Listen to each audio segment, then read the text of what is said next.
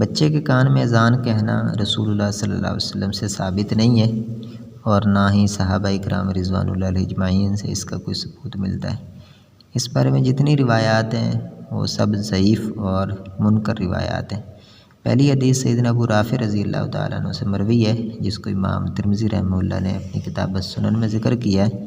وہ کہتے ہیں رأیت رسول اللہ صلی اللہ علیہ وسلم اذن فی اذن الحسن بن علی حین ولدت فاطمہ بالصلاح۔ میں نے رسول اللہ صلی اللہ علیہ وسلم کو دیکھا، آپ نے حسن بن علی کے کان میں اذان کہی جب وہ پیدا ہوئے۔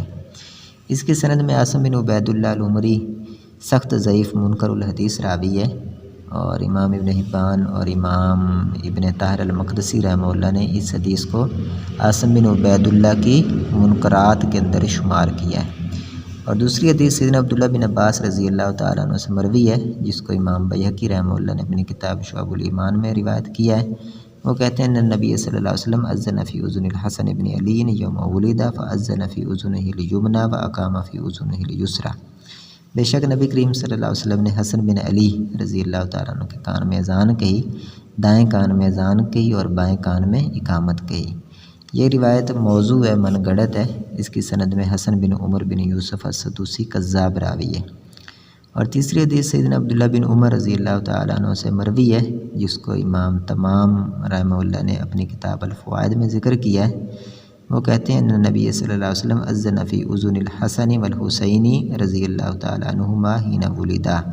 بے شک نبی صلی اللہ علیہ وسلم نے حسن اور حسین رضی اللہ تعالیٰ عنہما کے کان میں اذان کہی۔ یہ روایت بھی موضوع ہے۔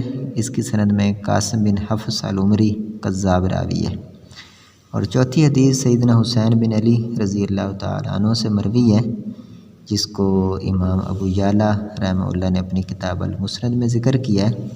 وہ کہتے ہیں قال رسول اللہ صلی اللہ علیہ وسلم من ولد لہ فاذن فی اذنہ الیمنی واقام فی اذنہ الیسری لم تضرہ ام الصبیان۔ جس شخص کے ہاں بچہ پیدا ہو اور وہ اس کے دائیں کان میں اذان کہے اور بائیں کان میں اقامت کہے تو اس کو کوئی جن نقصان نہیں پہنچا سکتا۔ یہ روایت باطل ہے، من گھڑت ہے۔ اس کی سند میں کئی ایک ضعیف راوی ہیں۔ جبارہ بن مغلس متروک ہے، اور یحییٰ بن علاء متروک ہے، اور اسی طرح مروان بن سالم الجزری یہ بھی ضعیف راوی ہے۔